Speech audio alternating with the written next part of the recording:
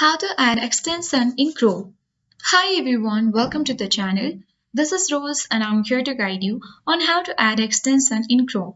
Watch the video till the end, and without further ado, let's dive right into the video. First, launch your Chrome browser on your device. Using the search bar, type in Chrome Web Store. Now click on the first link of Chrome Web Store. Click on the search bar at top of the screen and type in any extension and themes of your choice. Suppose for me, let me search for Paradise for Chrome and open it. You will land on this extension page. Click on Add to Chrome button.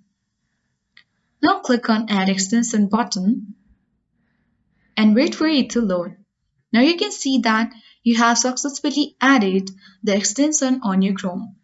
Click on the extension icon at top right corner and click on three dots. Now click Manage Extension, and from here you can easily change the settings for this tutorial for Chrome extension. That's it. I hope this guide was helpful. If it was, then do like, share, comment, and don't forget to subscribe.